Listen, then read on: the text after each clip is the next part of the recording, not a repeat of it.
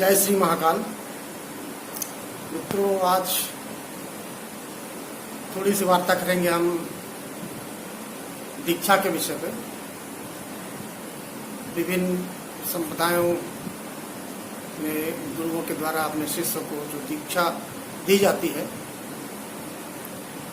दीक्षा क्या होती है, क्या उसका तात्पर्य है, आज अनेक कुछ चीज़ें आपसे वार्ता करेंगे इसमें।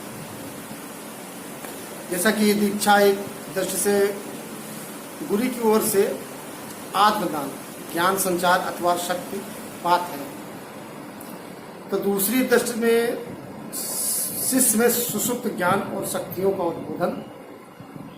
दीक्षा से ही शरीर की समस्त अशुद्धियां मिटती हैं और देह शुद्धि होने से देव पूजा का अधिकार भी प्राप्त होता है।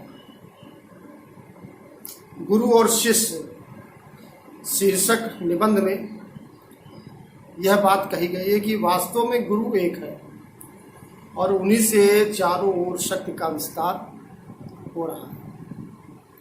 यदि परंपरा की दृष्टि से देखें तो मूल परमात्मा से ही ब्रह्मा रुद्र आदि के क्रम से ज्ञान की परंपरा चली आ रही है और एक शिष्य से दूसरे शिष्य में संक्रांत होकर वही वर्तमान गुरु में भी उपलब्ध है।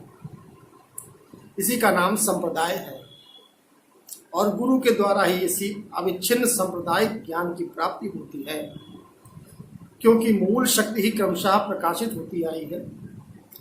उसके हृदय में सुप्त शक्ति के जागरण में बड़ी सहायता मिलती है और यही कारण है कि कभी कभी तो जिनके चित्त में बड़ी भक्ति है, व्याकुलता और सरल विश्वास है, वे भी भगवत कृपा का उतना अनुभव नहीं कर पाते जितना कि शिष्य को दीक्षा से होता है। दीक्षा बहुत बार नहीं होती है, क्योंकि एक बार रास्ता पकड़ लेने पर आगे के स्थान स्वयं ही आते रहते हैं। पहली भूमिका स्वयं ही दूसरी भूमिका के रूप में पर्यवसित होती है। साधना का अनुष्ठान क्रमशः हृदय को शुद्ध करता जाता है। ज्ञान की पूर्णता ही साधना की पूर्णता है।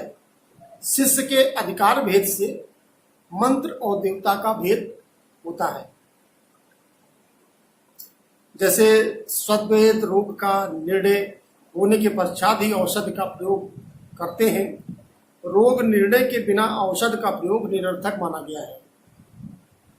वैसे ही साधना के लिए मंत्र और देवता के निर्णय में भी होता है।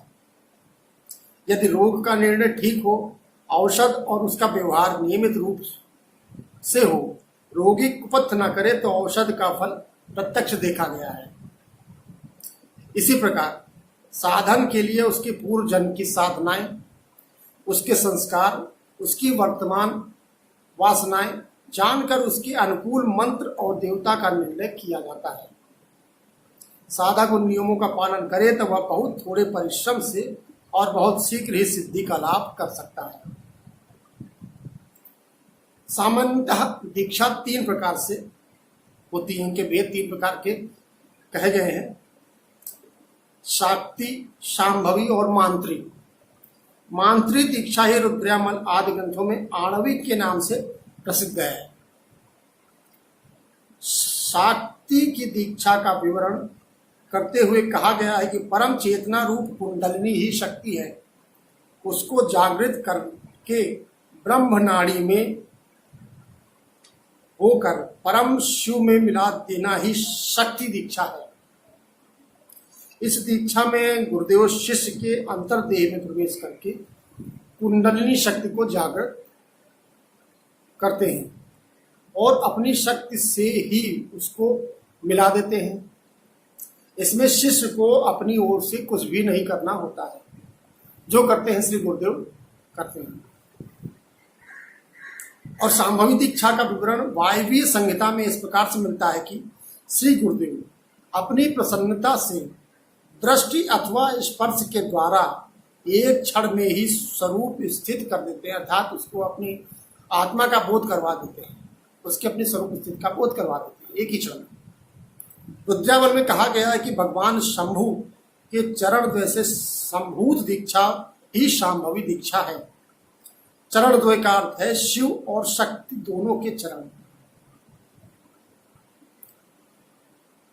सहस्त्रदल कमल की कर्णिका पर चंद्रमंडल की सुधा धारा से आप्लावित उन चारों चरणों का चिंतन करना चाहिए। तीन चरण तीन गुणों के द्योतक हैं एवं चौथा निर्वाण तथा परमानंद स्वरूप है। उनके वर्ण शुक्ल रक्त मिश्र एवं वर्णातीत हैं। गुरु की दृष्टि मात्र से शिष्य का सहस्रार प्रफुल्लित हो जाता है और वह समाधिस्थ होकर कृतकृत हो जाता है और आनंद की अनुभूति को प्राप्त होता है। मांत्रिक दीक्षा अथवा आणवी दीक्षा। मांत्रिक दीक्षा को आणवी दीक्षा भी कहा गया है, जिसमें कि पूजा आसन न्यास ध्यान आदि से संपन्न किया जाता है। इसमें गुरुदेव शिष्य को मंत्रोपदेश करते हैं।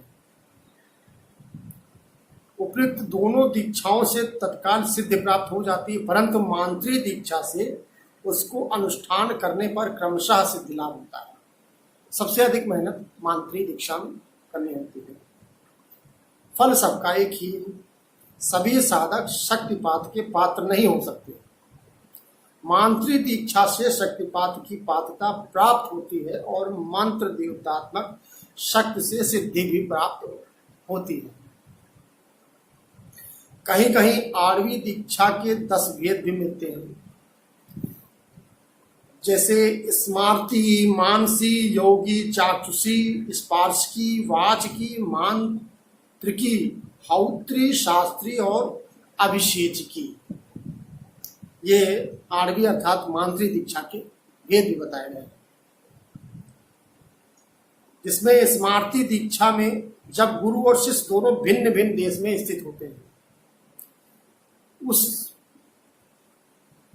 कंडीशन में स्मार्ती दीक्षा होती है।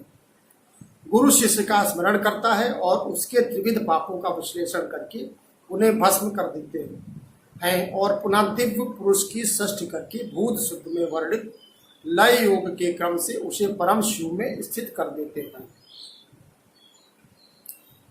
मानसी दीक्षा का प्रकार भी स्मार्ती दीक्षा के समान ही है। अंतर केवल इतना है कि स्मार्ती दीक्षा में शिष्य और गुरु पास पास नहीं रहते हैं और मानसी दीक्षा में दोनों की उपस्थिति एक ही स्थान पर होती है। योगी दीक्षा उसे कहते हैं जिसमें योगी गुरु योगोक्त पद्धति से शिष्य के शरीर में प्रवेश करके उसकी आत्मा को अपने शरीर में लाकर एक कर लेता है। चाक्षुषी दीक्षा में श्री गुरुदेव मैं स्वयं परम शिव हूं ऐसा निश्चय करके करुणार्ध दृष्टि से शिष्य की ओर देखते हैं। इतने से ही शिष्य के सारे दोष नष्ट हो जाते हैं, वह दिव्य तत्व को प्राप्त हो जाता है। इसके बाद आती है स्पार्शिकी दीक्षा का विधान। इसमें गुरु पहले अपने दाहिने हाथ पर सुगंध द्रव्य द्वारा मंडल का निर्माण करते हैं। तत्पश्चात वह उस विधि पूर्वक भगवान शिव की पूजा करें। इस प्रकार वह शिव हस्त हो जाते हैं। फिर मैं स्वयं परम शिव हूँ यह निश्चय करके श्री गुरुदेव असंदिग्ध चित्त से शिष्य के सिर का स्पर्श करते हैं। उस शिव हस्त के स्पर्श मात्र से शिष्य का शिवत्व अभिव्यक्त हो जाता है। तत्पश्चात आती है वाचकी। वाचकी दीक्षा में गुरुदेव पहले अपने गुरु का चिंतन करते हैं। अपने मुख को उनके मुख समझकर शिष्य के शरीर में न्यास आदि करके विधि विधान के साथ मंत्र का दान करते हैं। मांत्रिकी दीक्षा में गुरुदेव स्वयं अंतर्न्यास बहिर्न्यास आदि करके मंत्र शरीर हो जाते हैं और अपने शरीर में शिष्य के शरीर में अपने शरीर से शिष्य के शरीर में मंत्र का संक्रमण चिंतन करते हैं। फिर होती है हौत्री दीक्षा। हौत्री दीक्षा पहले कुंड में या वेदी पर अग्नि का स्थापन होता है। वहाँ खड़ध्वा का संशोधन करके ओम से ही दीक्षा संपन्न होती है। खड़ध्वा का संशोधन दूर होता है। फिर आती है शास्त्रीय दीक्षा। शास्त्रीय दीक्षा सामग्री से संपन्न नहीं होती। भगवत पूजा के प्रेमी भक्त सेवा परायण शिष्य को उसकी योग्यता के अनुसार शास्त्रीय पदों के द्वारा दीक्षा दी जाती है। तत्पश्चात इसी क्रम में आती है अभिषेचिका दीक्षा का।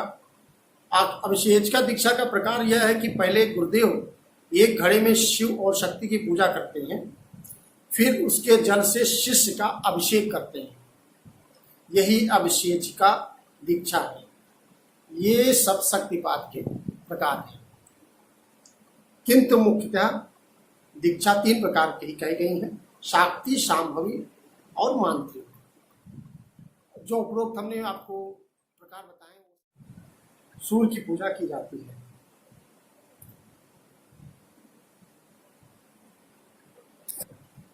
इस प्रकार भेद प्रभेद से तमाम आपको मिल जाएंगी परंपरा के अंदर में क्या क्या चल रहा है। और शास्त्रों में विशेष करके तंत्र ग्रंथों में भी एक क्रमी दीक्षा का वर्णन आता है। इसकी बड़ी महिमा है। इसमें शुद्धि और सिद्धार्थ चिंतन आदि की कोई विशेष आवश्यकता नहीं होती है। यह केवल गुरु कृपा के द्वारा ही साध्य है। दिन, महीना अथवा वर्ष क्रम से दीक्षा और अभिषेक होते हैं। साधक का अधिकार बढ़ता जाता है और वह एक दीक्षा से दूसरी दीक्षा के स्तर में पहुंचता जाता है। इस दीक्षा की पद्धति साधारण लोगों के लिए उपयोगी नहीं होती है, इसलिए गुरु और शास्त्र के द्वारा ही इसका अधिगमन प्राप्त करना चाहिए। अधिगमन इसी प्रकार आमनाय भेद से भी दीक्षा का भेद होता है। वैदिक दीक्षा, तांत्रिक दीक्षा, निश्चित दीक्षा, स्त्री दीक्षा, भाव दीक्षा, स्वप्न दीक्षा, महादीक्षा आदि अनेकों प्रकार की दीक्षाएं हैं जो भगवत कृपा के फलस्वरूप अधिकारी साधकों को प्राप्त होती है। बिना दीक्षा लिए कोई दीक्षा का महत्व जान नहीं सकता। यह सत्य है कि वर्तमान समय में दीक्षा एक प्रथा मात्र रह गई है। न शिष्य में साधना की ओर प्रवृत्ति है और न गुरु में साधना की शक्ति। फिर दीक्षा का उज्जवल रहस्य लोगों को विषयोन्मुख बुद्धि में किस प्रकार आ सकता है, परंतु इससे यह नहीं समझ लेना चाहिए कि अब कोई योग्य सदगुरु इस संसार में नहीं है। जो अधिकारी पुरुष उनकी खोज करता है उससे वो मिलते हैं और वैसी ही दीक्षा संपन्न होती है जैसे कि प्राचीन समय में होती थी। लोग इतना परिश्रम नहीं करना चाहते, उनके लिए साधना की अपेक्षा भजन की प्रणाली अधिक सुगम है। आर्त भाव से भगवान से प्रार्थना करें, श्रद्धा और प्रेम से उनका नाम लेते रहें। जिस संत के प्रति उनका विश्वास हो उनका संग और आज्ञा पालन करते रहें। एक ना एक दिन उनका मार्ग भी तय हो ही जाएगा। यदि आवश्यकता होगी, उनका अधिकार होगा, तो एक ना एक दिन उन्हें सद्गुरु और दीक्षा की प्राप्ति भी होगी। विश्वास रखें परमात्मा पर। तो दीक्षा के पश्चात गुरु शिष्य के प्रति मर्यादाओं का उपदेश करते हैं। शास्त्रों में उसे समय कहा गया है। श्री हरि भक्त विलास नामक ग्रंथ में विष्णु यामल के 400 नियमों का उल्लेख है, जिनके पालन से ही दीक्षा का पूर्ण फल मिलता है। उन सब का उल्लेख तो यहाँ संभव है नहीं छोटे से वीडियो में। तो अपने मंत्र का किसी को उपदेश नहीं करना चाहिए। जो गुरु भगवान आपके दीक्षा के समय मंत्र प्रदान करते हैं वो आपको स्वयं अपने मन में स्मरण करते रहना चाहिए। ना ही उसको कहीं सभा में कहना चाहिए और अपनी पूजा विधि को गुप्त रखना चाहिए, जो दीक्षा के समय आप गुरुदेव भगवान ने बताया। इस प्रकार साधक जीवन के लिए उपयोगी बहुत सी बातें गुरु बताते हैं। शिष्य उन्हें धारण करता है और वैसे ही अपना जीवन बनाता है।